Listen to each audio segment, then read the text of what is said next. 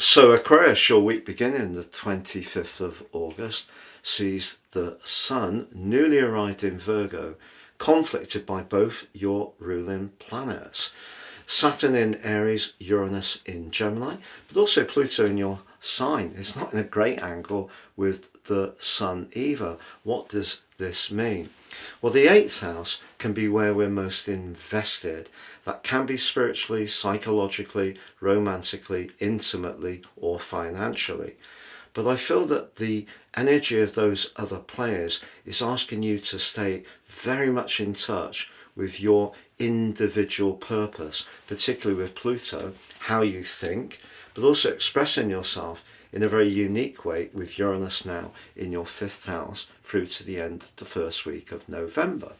So the Sun's journey into Virgo is not necessarily going to be without some challenges. However, Mercury, the planet of communication and the ruler of your second decan, does emerge from a very tense 10-week period on Monday, comes out of its post-retrograde shadow, but is also joined by the beautiful Venus in your sector of relating.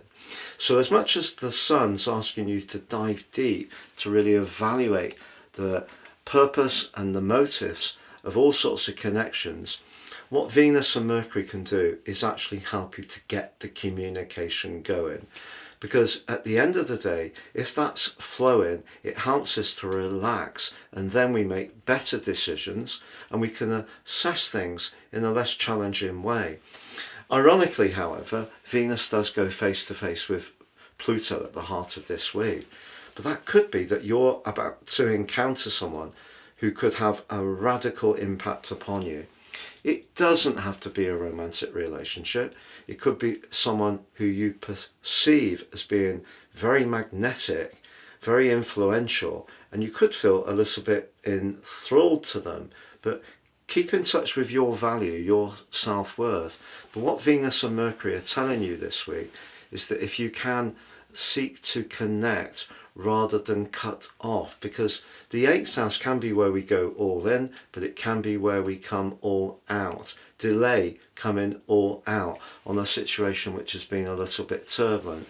Give yourself a little bit more space, because with Uranus, your modern ruler, forging an awesome link to Venus and also Saturn too, a conversation you have this week could soon see some of the tensions earlier in the week make way for something so much more constructive. And then later in the week, Mars, which is in a very freedom loving part of your situation, is in a challenging right angle with Jupiter. It can give you a surplus of physical energy, but also a bit resentful of fitting into anyone else's needs. But that's where the diplomacy of Venus in the 7th house can be so good. And even if you don't make a connection with someone this week, I can almost guarantee in whatever way you will make a very significant connection by the 19th of September.